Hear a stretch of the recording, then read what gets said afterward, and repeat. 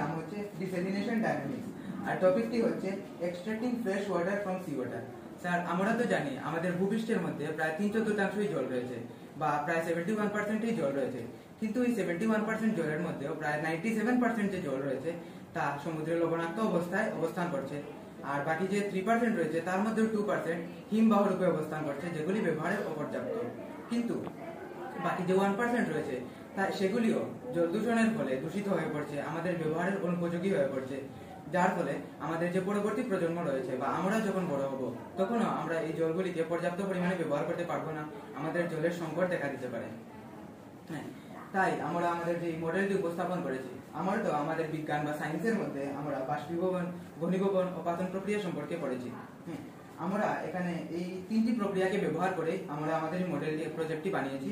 এখানে প্রথমে যে আমরা একটা বড় বিকার নিয়েছি যেখানে লবণাক্ত জল থাকবে, আর একটা ছোট বিকার নিয়েছি, আর এখানে আমরা একটা প্লাস্টিক বা যে কোনো কাপড়ের টুকরো নিতে পারি। এখানের মধ্যে যে লবণাক্ত জল থাকবে, যখন আমরা এটার মধ্যে তাপ দেবো বা সূর্যের সামনে নিয়ে রাখবো, তখন এই জলটি বাষ্পীভূত হয়ে উপরে জলীয় বাষ্প রূপে অবস্থান করবে।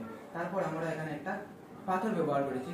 পাথর যদি ব্যবহার না করি তাহলে এই জলটি চারিদিকে পড়ে যেতে পারে, আবার লবণাক্ত জলে পড়ে যেতে পারে, যার ফলে আমাদের এটার কোনো মানেই থাকবে না। তাই আমরা পাথরটি ব্যবহার করেছি, যার ফলে এই জলগুলি এখানে আসবে, এসে আবার ঘনীভবন প্রক্রিয়ায় এটা তরল হয়ে এটা আবার এই গ্লাসের মধ্যে পড়ে যাবে, যার ফলে আমরা এই স্বাদু জলটাকে আবার পুনরায় ব্যবহার করতে পারবো।